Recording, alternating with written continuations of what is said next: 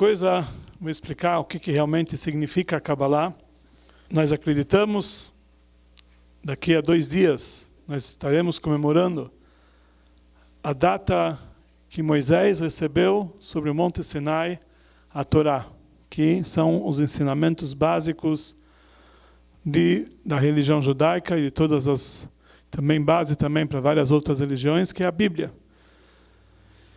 E na hora que ele recebeu esses ensinamentos, também ele recebeu ensinamentos mais profundos, esotéricos, que não foram transmitidos ao público de uma forma geral, mas foi guardado em segredo e passado de geração em geração, apenas para poucas pessoas.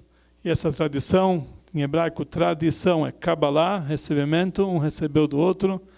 E nas últimas gerações, isso foi, de uma certa forma, difundido ao grande público. Por aí afora, existem vários conceitos, várias aulas e estudos de Kabbalah, mas, logicamente, nem todos têm uma base digna, fidedigna. Isso foi de uma forma difundida, nem sempre no lugar certo. Então, vamos tentar explicar alguns detalhes. Logicamente, é uma ciência muito profunda, e não dá para transmitir isso aqui numa aula dessa forma, seria um estudo de vários anos, mas algumas colheres de chá, como podemos dizer, alguns conselhos, alguns ensinamentos que nós podemos levar na Kabbalah para o nosso dia a dia. Então, essa primeira aula que nós vamos falar é como o segredo para chegar ao sucesso, conforme a visão da Kabbalah. Primeira coisa, o que quer dizer a palavra sucesso? Sucesso é algo muito relativo. A pessoa que tem um sucesso, nem sempre isso é conforme as suas expectativas. Às vezes ele espera pouco, e ele recebe muito mais. Às vezes ele recebe mais, e ele recebe pouco. Mas tudo isso aqui é um sucesso relativo, cada um no seu assunto. Mas em hebraico a palavra sucesso é Hatzlachá. Hatzlachá quer dizer algo que está acima do normal. Isso quer dizer a palavra sucesso. Hatzlachá. Não apenas um sucesso corriqueiro, algo esperado, algo acima do esperado. Algo que a pessoa pode receber com uma bênção, dá para entender aqui uma bênção muito especial. E existe um segredo para chegar a esse sucesso, e é isso que nós vamos tentar explicar aqui nesse momento em poucas linhas, pelo menos dar um pequeno parecer. Primeira coisa, muitas pessoas costumam dizer, olha, eu não sou pessimista, eu sou realista. Eu não estou falando, eu não sou pessimista, eu sou realista. Eu falo a realidade. O que é realmente a realidade? A realidade que nós enxergamos? Ou existe algo além daquilo que nós conseguimos enxergar? O conceito de sofrimento, quando a pessoa passa por privações, que ele chama o pessimista de realidade, é algo um pouco também relativo. Então aqui nós temos na primeira folha desse conjunto que nós temos, que eu entreguei para todos, em hebraico, nós temos aqui a palavra, logicamente, os ensinamentos cabalísticos são baseados também nos ensinamentos da Torá e na língua sagrada, que é o hebraico. Então, no hebraico tem segredos muito profundos sobre cada coisa, como funciona dentro da nossa vida. Não é apenas uma língua como todas as outras que foram aleatórias, a escolha das palavras, a convivência entre as pessoas. No hebraico, conforme os ensinamentos cabalísticos, foi a língua que Deus criou o mundo. Então, na língua do hebraico se encontram os segredos de cada fato que acontece no mundo. Então, aqui nós temos na primeira página o conceito de tzara. Tzara quer dizer o aperto, ou em hebraico se fala o sofrimento, a desgraça. Tudo é chamado tzara. As letras em hebraico, em cima, aqui formamos tzara, temos aqui 3 letras, tzadik, reish, rei. Nós vamos explicar daqui a pouco que simboliza essas letras. Nós acreditamos que quando houve a criação do mundo, Deus usou a língua hebraica para criar as várias criaturas do mundo. Ele também usou combinações de letras. Às vezes tem duas palavras que elas contêm as mesmas letras e intimamente elas têm o mesmo significado. Apesar que superficialmente são assuntos diferentes, podem ser até mesmo contrários, mas na prática elas têm o mesmo significado. Então, embaixo da letra tzara, que é formado por essas três letras, em hebraico tzad e grejei, eu dispus as letras de forma diferente e forma a palavra tzohar. Tzohar quer dizer brilho. Onde nós encontramos essa palavra? Quando houve, no início da criação, houve o dilúvio, a história do dilúvio de Noé, da arca de Noé. Está escrito que durante o ano inteiro as chuvas caíram, a água subiram, o mundo ficou debaixo de águas. Então Deus pediu para Noé fazer uma arca, na qual ele ia colocar todas as espécies de animais que existiam no mundo. E na família de Noé, que seriam para dar continuidade à humanidade. E lá consta na Bíblia exatamente como é feito cada um dos aposentos dessa arca. E lá está escrito que você vai fazer uma janela e uma luminária para trazer luz para dentro da arca. Como chama essa luminária? Tzohar. É isso que nós temos aqui. Tzohar, o brilho. Dentro do dilúvio, existe uma discussão entre os sábios se aquilo era uma janela ou era uma pedra preciosa que refletia a luz própria. Mas Tzohar quer dizer brilho. Duas palavras com as mesmas letras, parece que elas são contrárias uma da outra. Uma quer dizer aperto, quer dizer desgraça, quer dizer infortúnio, quer dizer privações. Tzohar, luz, brilho, totalmente diferente. As duas têm as mesmas letras. Conta-se uma história que tinha uma vez um homem de negócios que ele tinha vários problemas. Problemas com os concorrentes, dívidas para pagar, muitos cheques devolvidos. Muitos quem trabalha com comércio conhece, principalmente na época atual, que realmente a situação não era das melhores. E, logicamente, ele tinha dívidas no banco, cobradores, muitos problemas. Ele falava que ele achou a solução de todos os seus problemas numa viagem que ele fez. Ele viajou de avião, ele pegou o avião, ele subiu, e quando ele subiu, ele olhou a cidadezinha dele onde ele morava, com todos os problemas, e foi cada vez ficando menor, até que desapareceu. Falou, está vendo? Meus problemas desapareceram, ficou por trás. Realmente ele subiu no avião, tudo desapareceu, a cidade desapareceu. Quem ouve essa história acha que o homem é um tolo, bobagem, que desapareceu, está tudo lá, ele só não está vendo. Mas na verdade, existe aqui algo muito interessante. Existe aqui um segredo que realmente pode dar certo. Do lado contrário dessa folha que vocês têm, esse tzara, nós temos, no verso dela, nós temos uma folha branca, que nessa folha branca tem um ponto preto. Isso significa a palavra tzara. Quando a pessoa olha essa folha, o que ele está vendo aqui? As pessoas estão vendo ponto preto. Mas na verdade ele não está enxergando o ponto preto. Tem muito mais branco do que preto. O preto é apenas um ponto. Tudo que está em volta é branco. Quando a pessoa coloca a folha, olha para o ponto preto, coloca do lado dos olhos dele, ele vai ver tudo preto. Quanto mais a gente afasta, o preto fica menor, fica cada vez, até que quando nós colocamos na parede, nós olhamos de longe, até que ele fica imperceptível, até que nós podemos encontrar que só existe somente o branco, o preto desapareceu. O que quer dizer isso? Quando eu olho o preto de perto, parece que é tudo preto. Para mim conseguir enxergar que existem coisas boas na vida, eu tenho que deixar se afastar um pouquinho desse pontinho, e aí realmente eu vou conseguir enxergar que tem muito branco em volta dele. A palavra em hebraico tzara, que eu escrevi, eu traduzi aqui, não como desgraça, não como infortúnio, não como privações, eu traduzi como aperto. Na verdade, é mais do que aperto. quer dizer estreito. A tradução da palavra tzalá verdadeira é estreito. Quando a pessoa olha estreito para um problema, ele só vai enxergar problemas. A pessoa, quando olha para o preto, ele só olha o estreito, ele só vê problemas. Quando ele começa a enxergar o mundo um pouco mais largo, enxergar as coisas como elas têm uma dimensão um pouco maior, o sofrimento, as coisas negativas começam a desaparecer aos pouquinhos, até que ela desaparece completamente. E aí nós vamos entender que por que era tzará, por que era um aperto, por que era um infortúnio? Porque eu estava olhando muito estreito. Quando eu olho aqui distante, quando eu me afasto, eu consigo enxergar que na verdade tem aqui o que?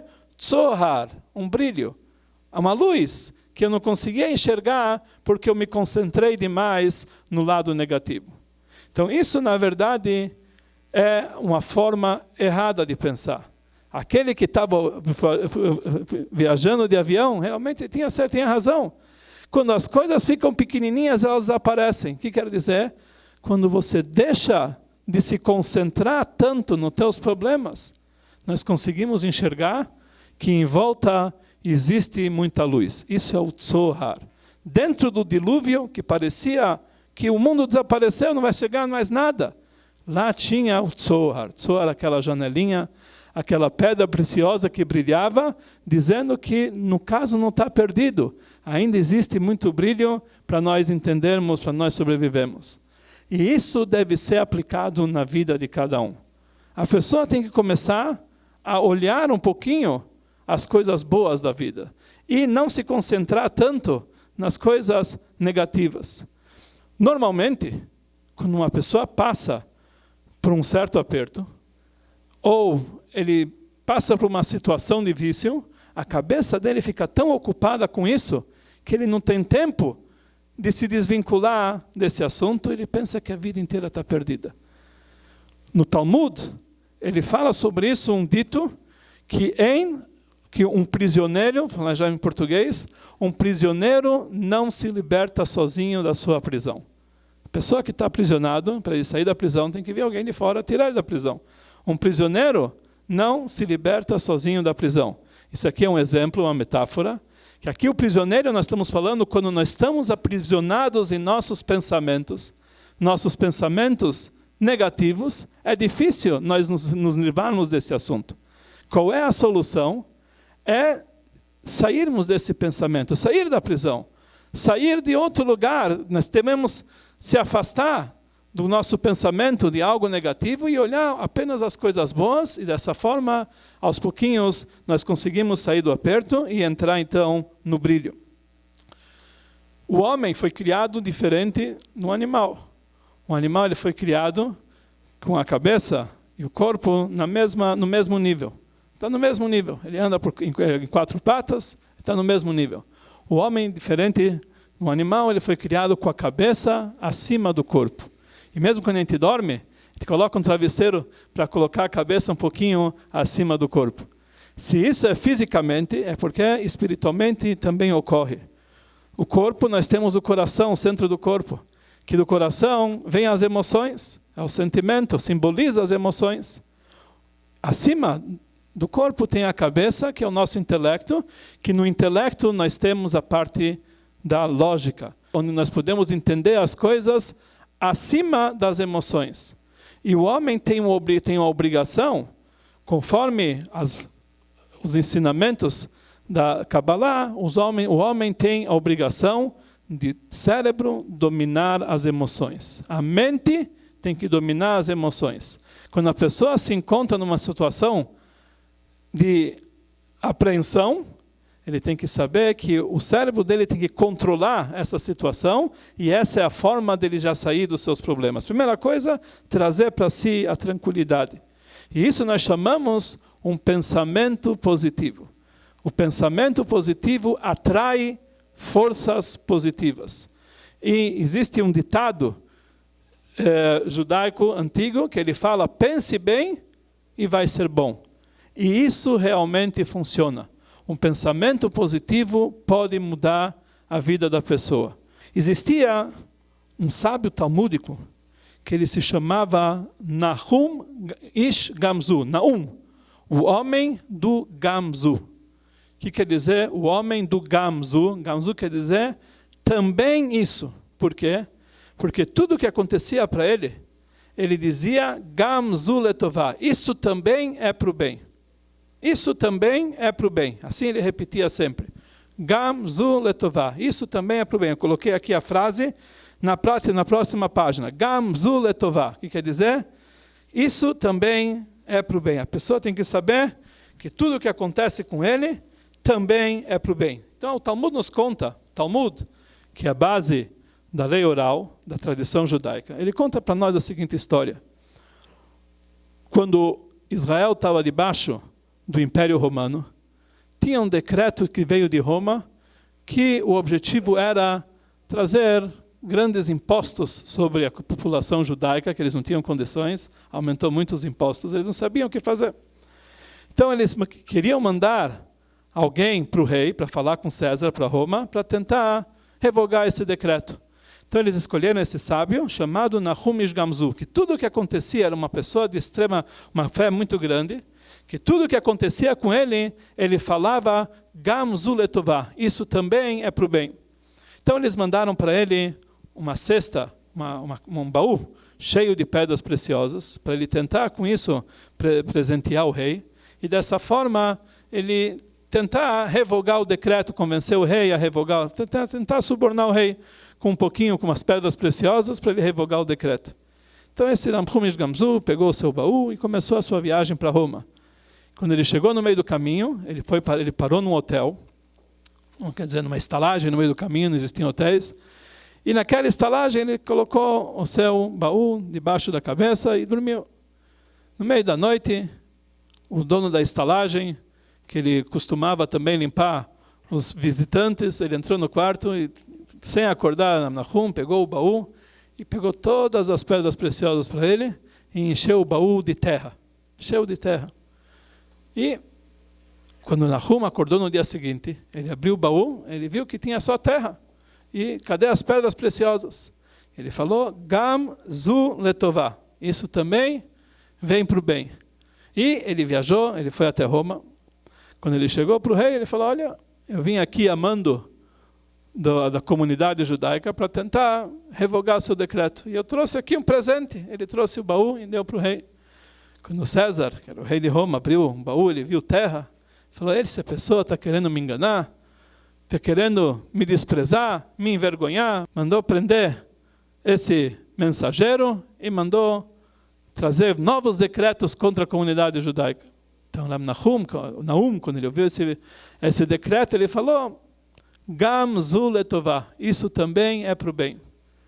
Entre os conselheiros do rei, tinha um estudante de todas as religiões do mundo, e ele falou, olha, essa terra, se veio do povo judeu, deve ser uma terra abençoada. Porque está escrito que o patriarca Abrão, ele sozinho venceu a guerra contra 4 reis. E qual era a arma secreta dele? Ele tinha uma terra milagrosa, que quando ele jogava nos inimigos, cada grãozinho de terra virava uma flecha. Talvez é essa terra que eles mandaram. Então o rei, ele decidiu mandar esse baú para os seus exércitos, que estavam em guerra com os bárbaros naquela época. E eles usavam essa terra, jogavam nos inimigos, elas se transformavam em flechas, e com isso eles ganharam a guerra. E o rei ficou tão contente com esse presente, mandou tirar da prisão Nahum, deu para ele, pegou o baú, encheu de pedras preciosas e mais ainda, mais outros baús e tudo. Falou, olha, isso é um presente para você, pelo grande achado que você me trouxe, e além disso, eu vou revogar todo e qualquer decreto contra a comunidade. Então Nahum, ele falou, está vendo? Gamzu letová, isso também vem para o bem. Essa é uma história que o Talmud nos conta. Logicamente, todas as histórias nem sempre a gente interpreta ao pé da letra, mas aqui o Talmud está dando para nós um segredo. Para que a pessoa consiga transformar fatos negativos da sua vida sempre em positivo, além de ter sempre o pensamento positivo na cabeça, ele tem que ter sempre na boca dele essa frase. Gam zu letová. Por isso eu deixei aqui bem grande, para cada um ter isso aqui. E sempre repetir a cada momento. Qualquer coisa que ele acha, será que é bom, será que é ruim, será que está certo ou está errado?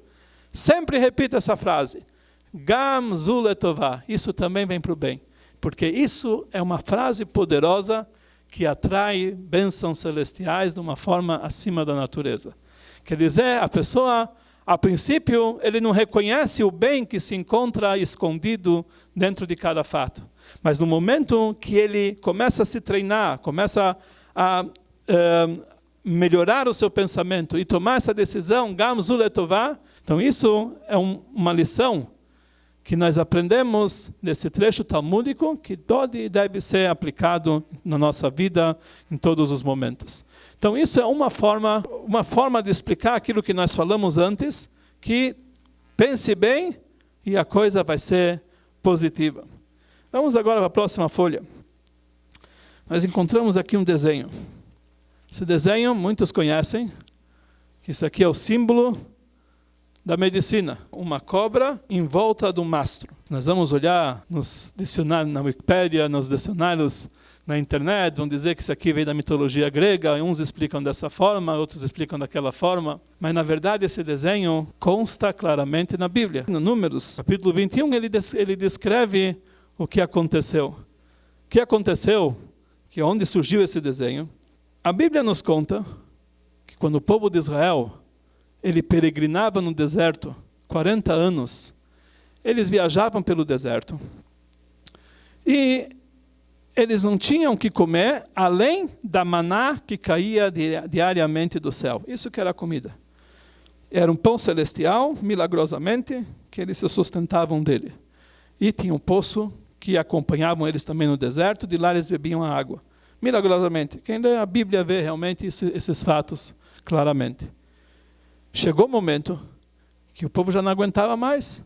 Era maná do almoço, maná de jantar, maná de café da manhã, maná o dia inteiro. Então está escrito que o povo foi reclamar com Moisés. Eles foram reclamar com Moisés que eles já não aguentam mais esse pão leve que entra nos ossos deles, não sentem fome, mas não tem, é isso. Não tem outro pão, não tem outra coisa. Não tem outro menu. 40 anos no deserto comendo só maná. Foram reclamar com Moisés. Mas na verdade estavam reclamando de barriga cheia. Quem queria podia fazer, tinha muitos rebanhos, podiam fazer carne, mas eles queriam que Moisés, já que ele estava dando, que dê uma outra coisa, mude um pouquinho a opção. E eles reclamaram também contra Deus. Será que é isso que Deus dá para nós?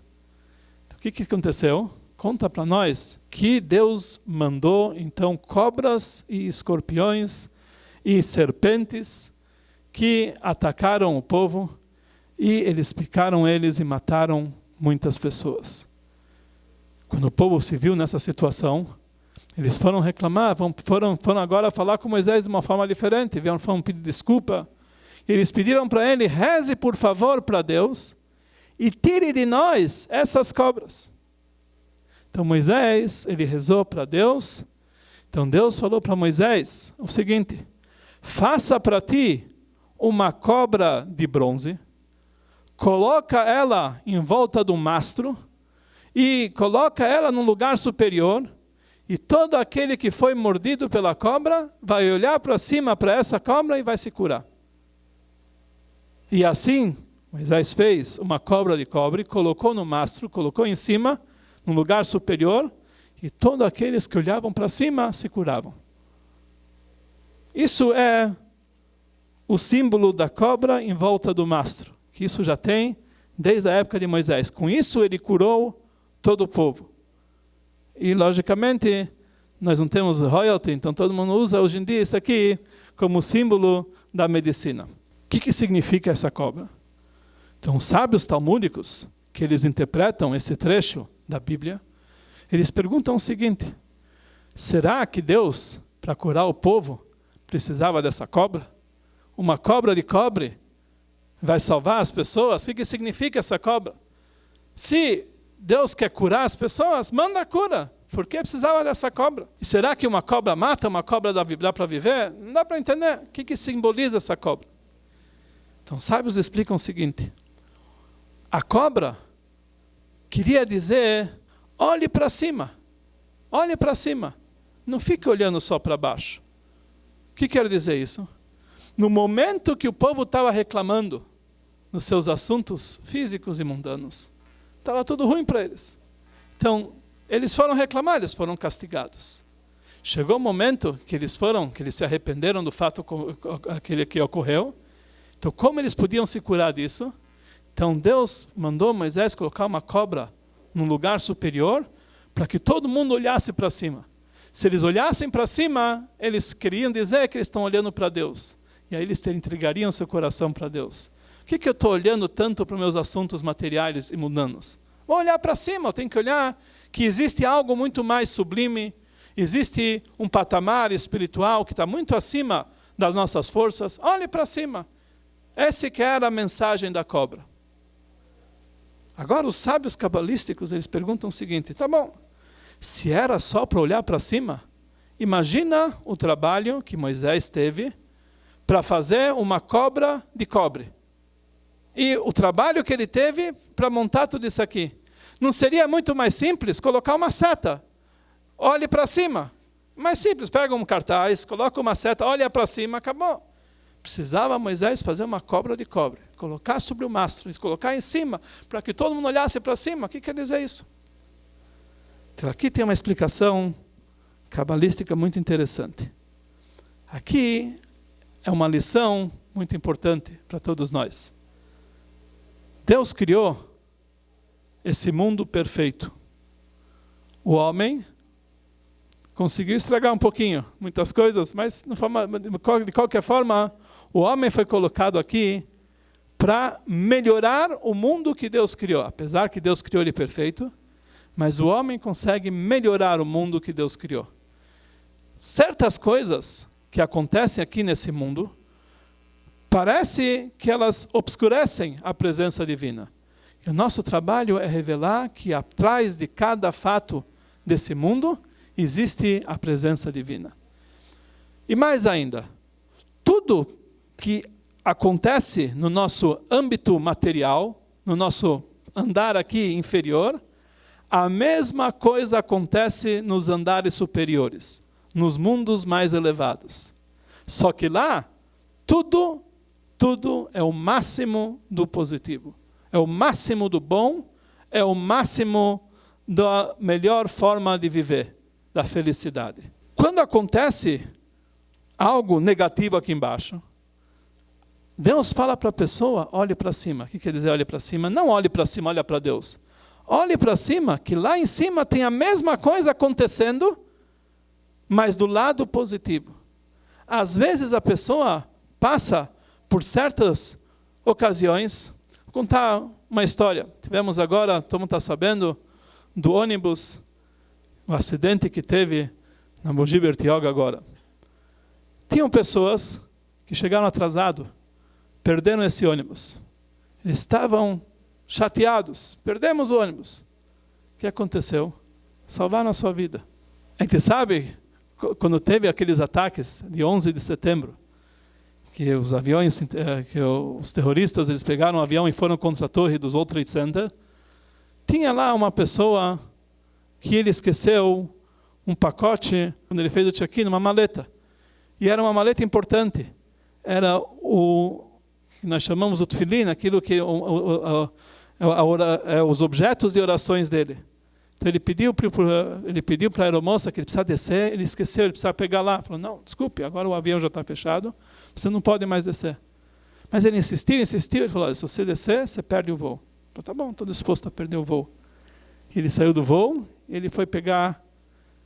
O que aconteceu? Ele ficou sabendo algumas horas depois que aquela maleta salvou a vida dele.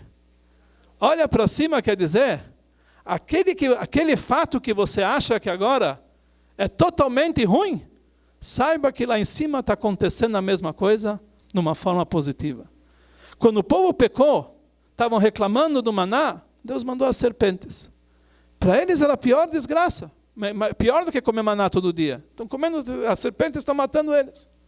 E eles foram rezar para Moisés, então Deus falou, coloque uma cobra de cobre sobre um mastro.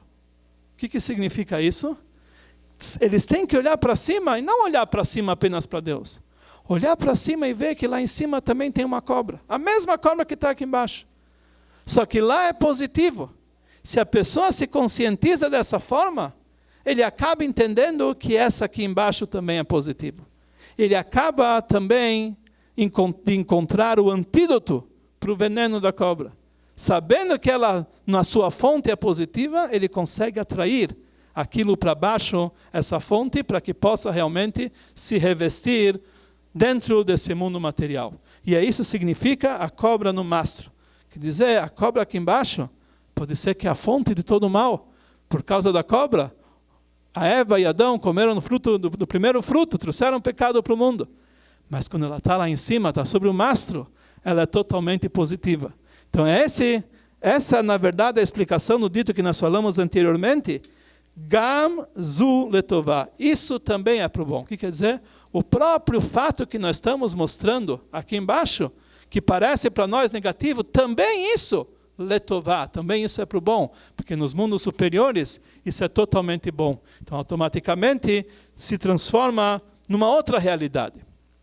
E aqui nós vamos entender agora a diferença de um otimista e de um pessimista. O pessimista fala, sou realista. O que quer dizer realista? O pessimista, ele é uma consequência da realidade. Aquilo que ele vê, que ele enxerga, então isso levou o pensamento dele.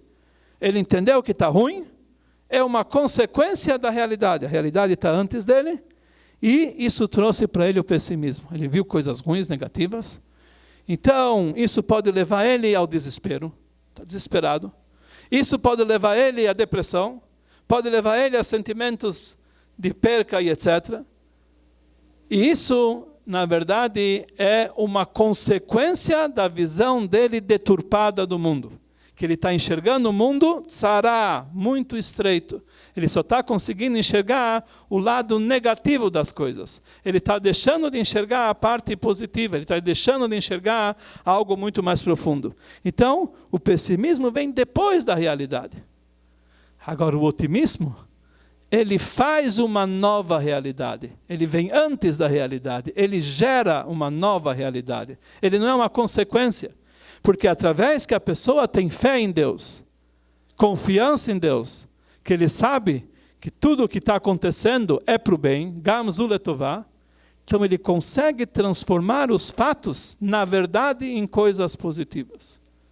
Agora eu falei aqui, fé e confiança, parece a mesma coisa. Tem fé em Deus e confiança em Deus. Mas na verdade aqui nós temos dois conceitos um pouco diferentes. Pode ser que não são totalmente diferentes, mas um pouco diferentes. O que quer dizer fé e o que quer dizer confiança em Deus? Fé em Deus quer dizer quando a pessoa acredita que tudo o que está acontecendo com ele está na mão de Deus. Isso quer dizer fé em Deus. Se é algo bom ou mal, Deus sabe o que faz. Talvez eu preciso passar por isso. Talvez não, com certeza. Deus sabe o que faz. Isso quer dizer fé em Deus. Que eu estou pronto para tudo que der e vier. Para o bom ou para o melhor, tudo vem de Deus. Eu nunca duvido que isso aqui vem de Deus. Isso aqui é o assunto de fé. Confiança não é somente isso. Confiança que a pessoa tem certeza que vai ser somente o bom. Não que tudo que vai acontecer vem de Deus. Não tem dúvida. Tudo vem de Deus. Mas ele acredita que tudo vem de Deus de uma forma tal que Deus é o máximo do bom. Então, com certeza, tudo o que está acontecendo é para o bom. Isso é confiança. Não é que ele tem fé que mesmo o ruim ele merece. Mas até mesmo uma coisa negativa, isso aqui é o bom. Vou dar um exemplo. Imagina uma pessoa leiga. Ele entra no hospital, sem querer, ele entra numa sala de operação. O que ele vê? Ele vê um médico vestido de branco. Ele vê que a boca e o nariz estão tampados, tudo de branco. Parece, ele está com uma faca na mão, querendo fazer uma incisão em alguém que está deitado lá embaixo. Está deitado sobre a mesa. Então, o pensamento dele naquele momento é que ele está presenciando um homicídio. Um homem de branco, totalmente coberto, com uma faca na mão, querendo cortar alguém que está deitado em cima da mesa. É um homicídio. Mas, na verdade, ele é um leigo. Ele não sabe que esse paciente pagou um bom dinheiro, então, pelo menos o seguro dele, pagou um bom dinheiro para ele estar nessa situação. Há algo que ele pagou por isso. Porque isso vai salvar a vida dele. Contrário do que o espectador entende. Ele entende aqui que ele está vendo algo totalmente negativo. Mas, na verdade, ele está vendo aqui a solução para esse paciente. Essa operação vai ser a solução da vida daquele paciente. Então, aqui nós temos um exemplo de como nossa visão pode ver fatos totalmente contrários. Ele está vendo algo que ele está tirando a vida de alguém. Na verdade, tudo isso está sendo feito para dar uma longevidade para esse paciente. Justo o contrário daquilo que ele pensou. Então, isso quer dizer confiança. Confiança não é somente fé. Tudo que Deus faz, tem assim que é. Eu mereço, para o bom, para o melhor. Confiança que tudo realmente é bom. É mais do que fé. A confiança em Deus que tudo que realmente é bom. A pessoa, o pensamento da pessoa não tem que ser, olha, vai ser como Deus quiser. Não. Vai ser, lógico que vai ser como Deus quiser, isso não tem dúvida. O pensamento verdadeiro é que vai ser bom, porque Deus quer o bom. E quando a pessoa pensa dessa forma, que vai ser o bem, ele se entrega na mão de Deus e as coisas acontecem realmente de uma forma positiva. Então, essa é a diferença do otimismo e pessimismo. O otimismo, através da fé e da confiança em Deus, ele cria uma nova realidade. O pessimista é aquele que vê uma realidade que o homem enxergou e isso faz ele o pessimismo. Então, aqui é diferente, que nós estamos vendo leis de causas e consequências. O otimismo causa a realidade e o pessimista é uma consequência da realidade. Então, aqui nós vemos que a preocupação é algo totalmente negativo. A pessoa que se preocupa com fato, é porque ele está faltando na fé em Deus. Se a pessoa se depara com uma situação, se ele tem como resolver essa situação, ele não pode se preocupar, ele tem que se ocupar, ele tem que fazer algo para resolver. Se por um acaso ele está numa situação que não tem como resolver, ele não tem forças, não tem condições de resolver, então ele tem que saber, agora ele entrega na mão de Deus, não tem que se preocupar. O que vai adiantar ele se preocupar? Se dá para se ocupar, se dá para você resolver a situação, vai lá e resolve. Se você não consegue resolver a situação, não se preocupe também, porque a preocupação é falta de fé. Demonstra que você não está acreditando que vem de Deus. Se é algo que está fora do teu alcance, com certeza isso vem de Deus, e de Deus só vem coisas boas. Então isso realmente é o trabalho, é um exercício diário que a pessoa tem que fazer com seu pensamento e mudar a sua maneira de entender as coisas, e dessa forma ele vai atrair sobre si realmente toda a bonança divina que pode ajudar ele em todas as situações. Nessa outra página, mais ou menos as dicas principais daquilo que nós falamos agora. Primeira coisa, o pensamento positivo. O pensamento positivo, isso atrai as bênçãos celestiais, as bênçãos divinas. A fé e a confiança em Deus. Saber que tudo vem para o bem, quer dizer, Gam Zu Letová, nós temos que repetir essa frase sempre, que essa frase vai nos trazer sempre alegrias e bons momentos. Gam Zu Letová, isso também vai para o bom. A pessoa que vai se acostumar a enxergar isso aqui, então ele vai conseguir realmente ver o mundo diferente. Olhar para cima, que nem nós estamos vendo aqui o fato da cobra. Ele sempre tem que olhar os fatos, não como eles acontecem aqui embaixo. Olhe para cima, vê como eles acontecem lá em cima, e lá em cima sempre é o positivo. Temos aqui um versículo dos Salmos que ele fala o seguinte: lança a Deus o teu fardo e Ele te sustentará. Lança a Deus o teu fardo e Ele te sustentará. Vou contar uma história de um sábio, um grande sábio que vivia 200 anos na cidade de Anipoli, na Ucrânia. O nome dele se chamava Rabi Zusha. Rabi Zusha, ele era uma pessoa de um nível espiritual muito elevado. Rabi Zusha era uma pessoa que não era muito abastado, não tinha grandes condições. Ele vivia de uma forma muito simples, mas ele era um mestre, um líder de uma grande comunidade, ele tinha muitos adeptos. E os adeptos, eles tentavam sustentá-lo da melhor forma possível, mas ele sempre vivia de uma forma muito simples. Quando o Rav Zusha tinha dinheiro no bolso, ele não conseguia dormir.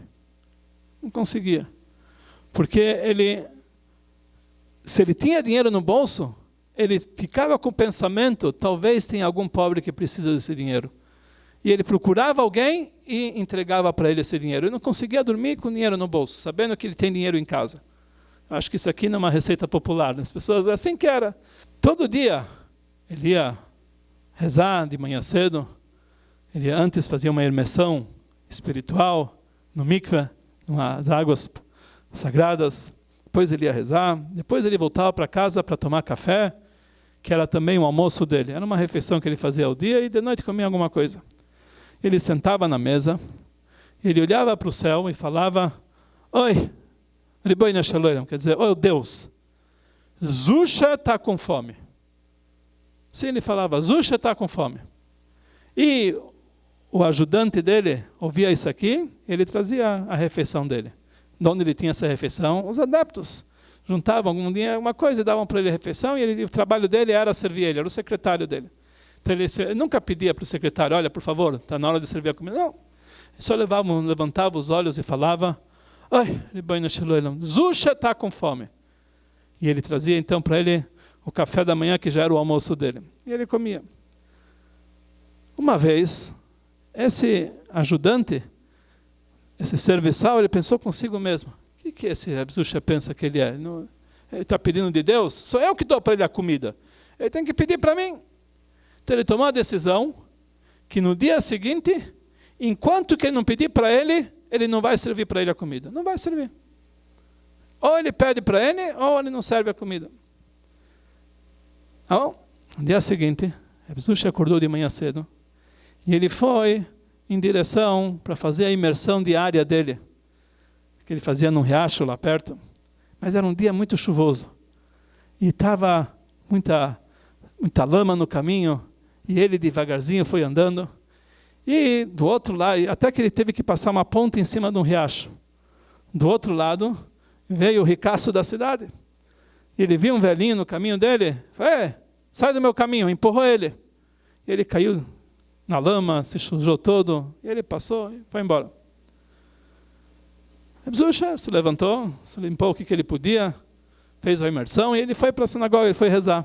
Quando ele chegou na sinagoga, na reza, estava todo enlamaçado, todo sujo de lama. Aí as pessoas falaram: o que aconteceu? Zusha, que está todo sujo de lama. Aí perguntaram para ele: o que aconteceu? Sei lá, alguém me empurrou lá, me sujei, mas está tudo bem, vai dar tudo certo, vamos rezar. Então todo mundo falou: olha, alguém empurrou o rabino. Sujaram ele, o mestre, o grande sábio, sujaram ele de lama. Todo mundo começou a falar. Até que a cidade inteira já sabia que alguém empurrou o mestre. Isso chegou nos ouvidos do ricaço. Falou: era o Rav Zusha que eu empurrei. Ele ficou desesperado. Falou: o que eu faço agora? Então ele foi perguntar para os amigos. Falou: olha, fui eu que empurrei ele. Eu não sabia que era o Rav Zusha. Como eu ia saber? Falou: mas como você empurra? Qualquer pessoa não pode empurrar. Sim, mas se fosse o Rav Zusha, eu não ia fazer isso. O que eu faço agora? Ele falou: olha, vai na casa dele. Pede desculpa para ele. E vai dar tudo certo. Mas se já vai para a casa dele, leva para ele uma boa refeição, para ele, como um presentinho, para ele pelo menos se aceitar de bom grado. Não é que ele precisa disso, mas leva. Então esse homem preparou um café da manhã, um almoço com todos as melhores iguarias que ele tinha na casa dele. Ele foi com a bandeja para a casa da Zusha para pedir dele a comida. Naquele momento, o Zusha estava em casa, acabou de chegar. Ele levantou os olhos para o céu, ele falou: Ribono Shel Olam, Deus, Zusha está com fome. E o secretário que estava lá dentro falou: eu não vou trazer a comida para ele. Mas logo que ele falou isso, a porta se abriu e o homem entrou com uma bandeja e colocou a comida na frente dele. Aí ele entendeu: eu estou vendo que quem sustenta a Zusha realmente é Deus. Eu pensava que sou eu que trago para ele, mas quando ele fala Zusha está com fome, Deus, quem que sustenta ele realmente é Deus. Quando o povo de Israel estava no deserto, como nós falamos, 40 anos. Deus que mandava para eles diariamente a maná. Esse era o sustento deles. Não precisavam trabalhar. Não precisavam roupa, eles já tinham, a roupa crescia junto com eles. Vários milagres, não tinha problema. O momento, está escrito que cada um tem que se sentir como se ele fosse daqueles que comiam a maná diariamente. Ele tem que saber que quem traz para ele o sustento, Deus está dando para ele a maná diariamente. Ele trabalhou para isso. Ele foi e se esforçou para trazer o salário para casa, para trazer comida para casa. Mas ele tem que saber que quem que mandou a comida para ele foi Deus. Quem que mandou para ele o sustento foi Deus. Nós vemos pessoas que trabalham a vida inteira, grandes profissionais, e morrem na miséria. Nós vemos pessoas simples, bascates, que eles acabam abrindo grandes redes de lojas, sem nenhum estudo, sem saber escrever o nome dele. Como que isso acontece? É porque, na verdade, devemos saber que a bênção de Deus é que traz a riqueza. Não é a capacidade do ser humano. Nós encontramos, a Bíblia fala para nós, Deus fala o seguinte: nunca se esqueça, quando você vai entrar na terra de Israel, você vai trabalhar o seu campo, você vai fazer seu trabalho, e você vai comer, você vai beber, e você vai dizer, está vendo o meu poderio? Eu consegui fazer toda essa riqueza. Lembra-se que foi Deus que te deu a força para fazer toda essa riqueza. Não foi de você. Tudo que nós temos, nosso sustento, nosso dia a dia, nossa saúde, tudo isso vem de Deus. Isso não é uma coisa que nós recebemos como fruto do nosso trabalho. Logicamente que a pessoa não pode ficar de braços cruzados e esperar que a coisa aconteça. Mas tudo isso aqui, temos que saber que no final das contas, tudo vem de Deus. Conta-se uma anedota judaica, que uma vez chegou um imigrante que veio da Europa, e ele chegou nas Américas, e ele começou a procurar um emprego. Afinal de contas, ele é refugiado. E quando ele chegou lá, ele começou a bater nas portas. Aí ele foi numa sinagoga e queria ser o zelador da sinagoga. É um trabalho fácil, que ganha alguns trocados e tal, bem, e ainda ganha caixinha. Ia ser o zelador da sinagoga. Pelo menos ia começar a vida. Aí ele foi numa sinagoga e queria ser zelador. E o homem falou, você sabe ler e escrever? Inglês? Eu falei, não sei. Então, se você não sabe ler e escrever inglês, então você não pode ser o zelador. Pelo menos ler e escrever, você tem que saber. E ele foi para outra, e assim depois começou a procurar vários empreguinhos, e nada. Ele vendo que ninguém dava, ele sabia ler e escrever, mas não inglês. Ele veio, foi refugiado da Europa. Então ele viu que ninguém dava para ele emprego. Então ele começou a ser mascate na rua, vender coisinhas assim. E disso ele cresceu, e disso ele abriu uma lojinha, e disso ele abriu outra lojinha, e abriu uma rede de lojas. Ele abriu um grande department store, uma coisa muito grande, e ficou uma pessoa muito rica. Quando ele já abriu, as últimas lojas dele, já tinha 50 anos de trabalho, fizeram para ele uma grande festa, uma inauguração, fizeram para ele uma grande festa. E veio a televisão, era um magnata, um homem dos mais ricos que tinha. E vieram entrevistá-lo. Falaram para ele, olha, tudo isso que você conseguiu, sem saber ler e escrever, você conseguiu fazer tudo isso. Imagina se você soubesse ler e escrever, o que você seria hoje? Ele falou, eu seria o zelador de uma sinagoga. Se eu soubesse ler e escrever, eu seria o zelador. Ele tem que saber, lance a Deus o teu fardo e Ele te sustentará. Nós temos que saber, como isso é chamado, mande teu pão sobre as águas e ele vai voltar. A pessoa tem que saber que a preocupação dele no seu dia a dia, como ele vai chegar para isso, a preocupação leva ele apenas a atrapalhar o seu negócio.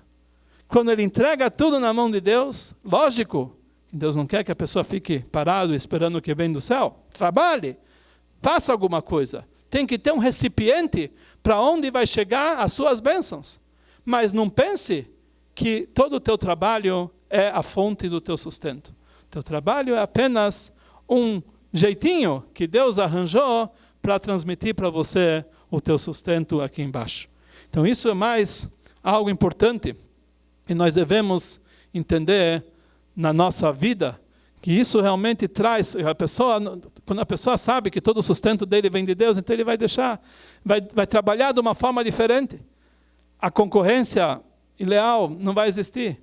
não vai existir roubo, ou não vai tentar enganar outro para isso. Porque ele sabe que, na verdade, como ele vai ir contra Deus para receber dele o sustento? É uma coisa que não combina. Existe no Talmud um dito que ele fala o seguinte: o ladrão, antes de ele entrar numa casa, quando ele já está na porta para entrar na casa e para arrombar a casa, ele reza para Deus para ter sucesso. O que quer dizer ele reza para Deus para ter sucesso? Ele está fazendo algo contra a vontade divina. É porque a fé dele é muito superficial. Ele acredita que vem de Deus, mas ele acha que ele também tem participação disso. Então ele consegue fazer algo contra a vontade de Deus e pede para que Deus dê um jeitinho para que as coisas dê certo também para ele.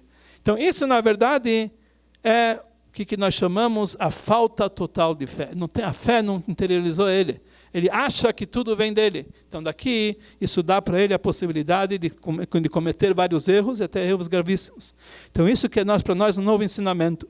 Lança a Deus teu fardo e ele te sustentará. A pessoa tem que saber. Quando o Reb Zusha falava, Deus, me dá meu sustento. Zusha está com fome. Ele fala, Zusha está com fome. A intenção dele realmente era essa. Ele sabia, ele entendia que tudo vem de Deus. Ele sabia que não vem do secretário, não é daquele que é outro. Deus. E Deus pode mandar através desse, pode mandar através daquele. De alguma forma vai chegar para mim. Então por isso, quando ele ia dormir, ele não precisava do dinheiro para ele. Deus já vai mandar amanhã, vai dar um jeitinho de mandar. Então o que vai fazer com esse dinheiro? Ele tem que dar para alguém que precisa disso aqui. Então isso era a maneira dele de pensar. Isso realmente era o trabalho dele a vida inteira. E agora na última linha nós temos algo muito interessante. Que na verdade é a explicação de tudo aquilo que nós falamos até agora. Que nós chamamos a divina providência. O Talmud nos conta que tinha um grande sábio, ele se chamava Rabi Akiva, foi um grande sábio, o chefe do Talmud. E certa vez, teve um ateu na casa dele, um herege, que ele começou a discutir com ele, e queria que ele provasse que Deus existisse. Como você me prova que Deus existe?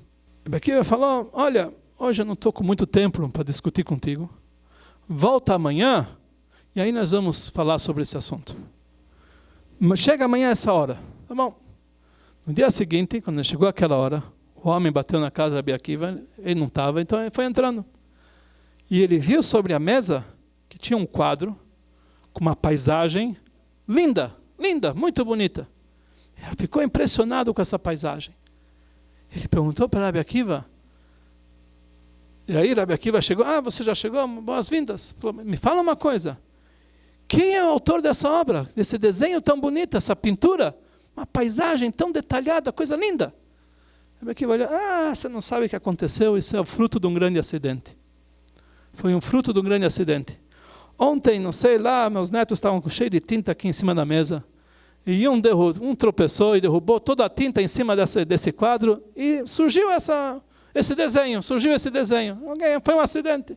Derrubaram tinta aqui em cima e surgiu esse desenho. O homem olhou isso aqui, você está gozando na minha cara? É impossível. Tinta jogada vai fazer um desenho tão perfeito, cada detalhe. Tem que ter um autor dessa obra. Tem que ter aqui um artista e um dos melhores para fazer um desenho tão bonito como esse. Então, Rabi Akiva falou, ouve suas palavras, falou Rabi Akiva.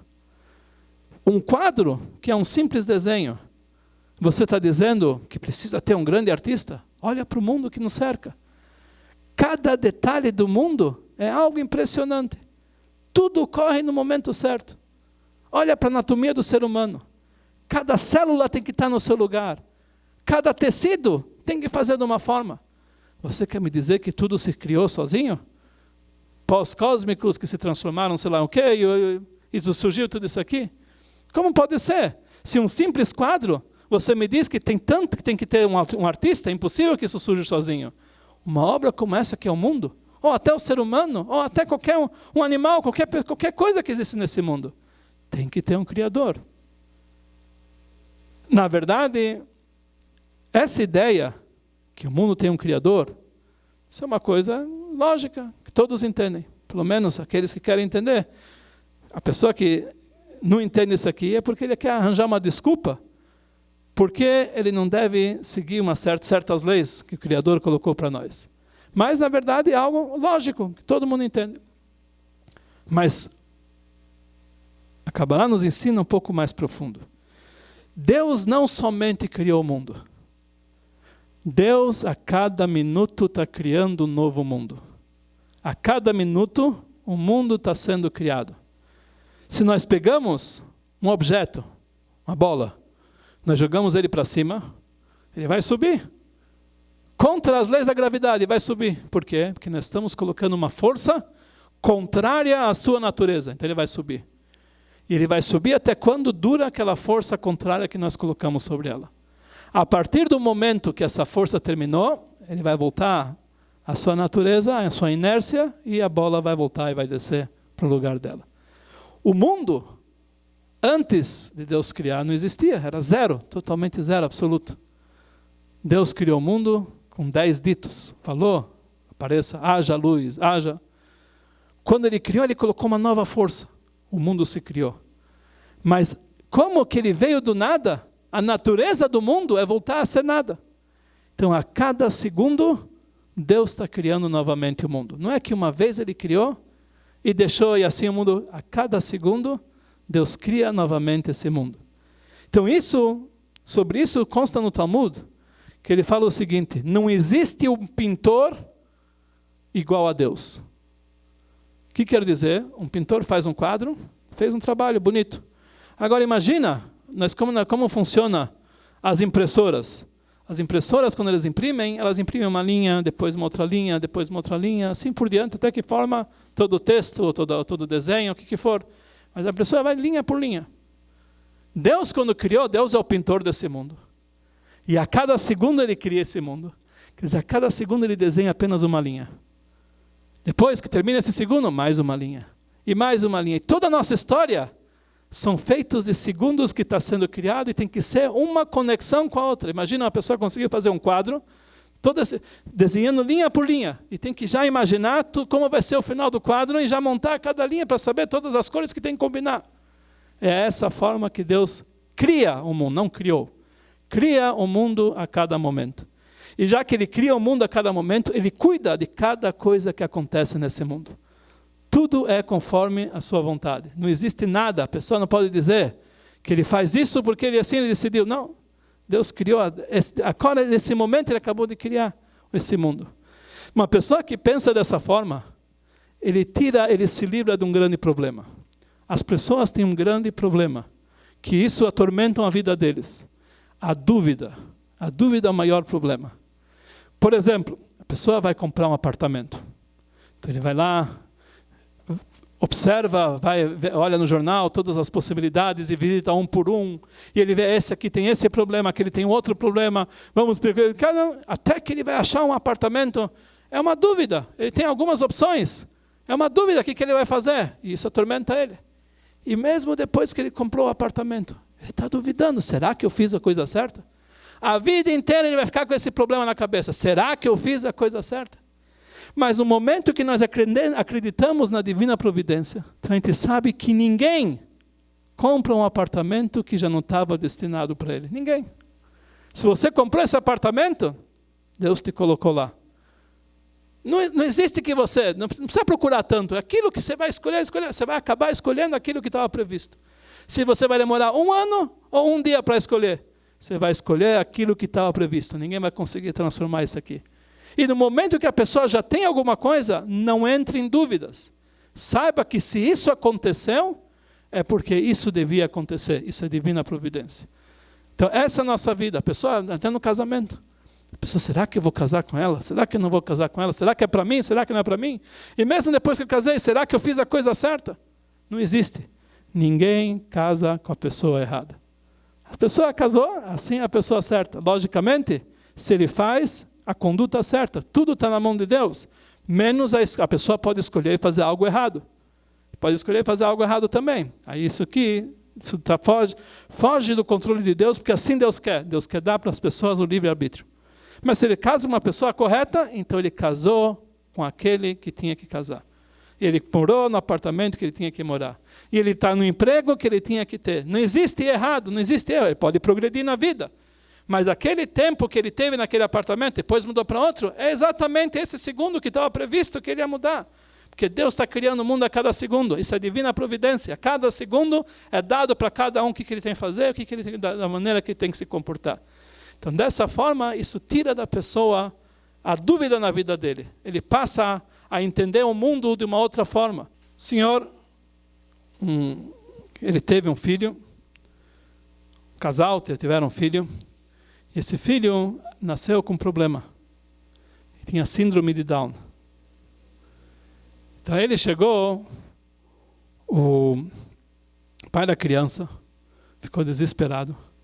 Ele chegou para o mestre, por favor, reza para o meu filho. Meu filho está muito doente. Eu preciso que você reza por ele para tirar dele essa doença. Então o mestre perguntou, qual é a doença do seu filho? Ele nasceu com síndrome de Down. Rabino, o mestre pensou consigo mesmo, vou rezar para ele, ele não sabe que isso não tem cura, tá bom? Ele falou, meu filho, eu vou rezar por você. Estava com pena dele. Meu filho, eu vou rezar por você. Passa 2, 3 meses, chega o homem novamente e falou, mestre, não está dando certo. Reza pelo meu filho, ele ainda está doente. Não tem problema, vou rezar por ele. Rezou por ele. Não. Passa meio ano, 1 ano, 2 anos, e cada mês e mês o homem está perturbando, mestre, meu filho não está bem. Depois de 2 anos, ele chega para o mestre e fala, olha, agradeço a sua reza. Finalmente funcionou. Ele falou, o quê? Teu filho se curou? Ele ficou estranhando, teu filho se curou? Ele falou, não, acabei de entender que esse filho foi para mim a maior bênção que eu podia ter. Caiu para mim a ficha, que isso na verdade que eu pensava que era a maior desgraça da minha vida, eu entendi que esse é o motivo de toda a minha felicidade. Eu tinha que ter esse filho, o amor que eu tenho por ele, uma coisa impressionante. Eu entendi que foi a melhor coisa que podia acontecer comigo. Então isso realmente é o pensamento da divina providência. Nós devemos saber que tudo o que acontece conosco, a mão de Deus está lá, com certeza aquilo é para o bem. Uma pessoa que se comporta dessa forma, logicamente, falei muito em resumo todos esses detalhes sobre cada ponto, poderíamos falar aulas e aulas, mas uma pessoa que se comporta dessa forma, a primeira coisa é vai ter uma vida tranquila. Está tranquilo. Por mais dificuldades que ele acha que ele pode passar, ele sempre está tranquilo, ele sabe que ele vai sair dessa e para uma melhor. Se está acontecendo isso, olha para cima e está sabendo que isso aqui vai ser muito melhor. Uma pessoa que vive dessa forma consegue enxergar que tudo que ele vem, tudo que ele tem na frente dele, vai levar para o caminho certo. Quando a pessoa assiste uma novela e no meio ela vê que um mocinho está sofrendo, ele não fica preocupado. Porque ele sabe que na novela, no final, sempre o mocinho vai sair ganhando. Vai sair bem. O bandido vai preso e o mocinho vai ser bom. Porque ele sabe que o final vai ser bom. Então a pessoa não vai dormir preocupado. O que vai acontecer com ele? Porque ele sabe que o final vai ser bom. De alguma forma, ele está interessado em saber como, mas vai ser bom. Assim tem que ser nossa vida. O final vai ser feliz. Então, por isso, o meio também é feliz. Porque quando a pessoa sabe que, no fim das contas, o final vai ser feliz, o meio também é feliz. E tendo a pessoa se seguindo dessa forma, com certeza, tudo que ele vai fazer vai ser coroado de sucesso. A coisa vai ter um sucesso sobrenatural. Tudo que ele vai fazer, porque no momento que ele se entrega, ele entrega todos os seus problemas para Deus, ele se ocupa, ele faz tudo o que ele precisa, mas ele entrega todos os seus problemas para Deus, então automaticamente ele vai conseguir ver e provar como tudo na vida dele vai ter um sucesso, e o sucesso de um ser humano é limitado, porque um ser humano é limitado, ele tem certas limitações, mas um sucesso de Deus é ilimitado.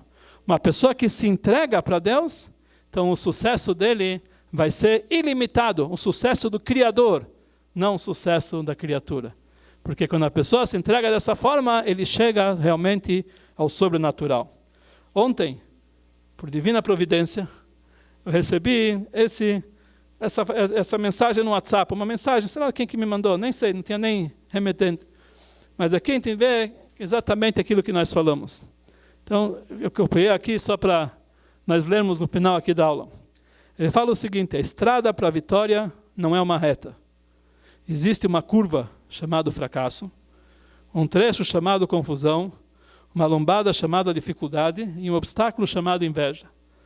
Mas se você tiver um amortecedor chamado determinação, um motor chamado perseverança, um seguro chamado fé e um motorista chamado Deus, com certeza você chegará a um lugar chamado sucesso. A pessoa que ele tem um motorista como Deus, quer dizer, Deus dirige a vida dele, ele entende que Deus dirige a vida dele, que está sempre em cada momento, é garantido que ele está seguindo o caminho do sucesso. É um exercício, não é uma coisa que vem com facilidade, é um exercício e nós vamos chegar a entender como isso faz parte da nossa vida. Todos conhecem a história, muitos conhecem, eu acho que a maioria conhece a história por qual eu passei há 12 anos atrás com minha esposa. Eu cheguei uma vez no hospital, numa sexta-feira, depois de acender as velas do Shabbat, ela teve uma dor de cabeça, cheguei no hospital, numa forma assim, com uma ambulância, que os médicos ficaram desesperados, ela tinha acabado de passar um AVC. E os médicos falaram, olha, não espera nada para amanhã. Não espera nada amanhã, a gente não sabe se vai passar essa noite. Ela era jovem, 39 anos, sei lá. Como que não espera nada para amanhã? Sim, só a situação está muito grave. Fizeram alguns testes, depois ele falou, olha, nós vamos ter que fazer uma operação, nós vamos encontrar um aneurisma hoje, tentar salvar. Eu falei, mas vocês vão fazer a operação mesmo? Eu falei, sim, nós vamos agora, ela vai entrar na sala, vai dar tudo.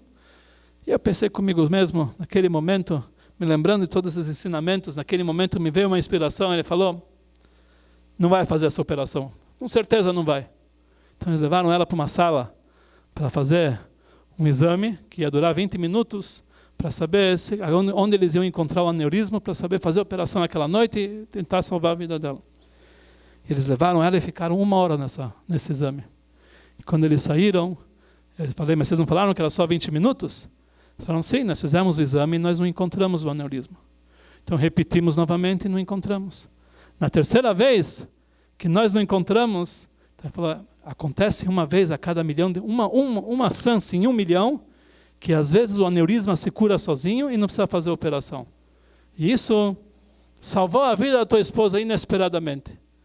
E eu tinha certeza absoluta, eu falei para o médico que estava do meu lado, essa operação não vai ser feita hoje. Realmente a coisa aconteceu. Mas eles falaram, não se preocupa, porque a situação ainda está muito ruim, ela vai ficar pelo menos 3 meses na UTI, mais 3 meses no hospital, e ela vai sair cheia de sequelas, que a situação é muito grave, se ela vai sair, reza muito por ela. Eu falei para o médico que estava do meu lado, da mesma forma que a primeira previsão deles não deu certo, essa segunda também não.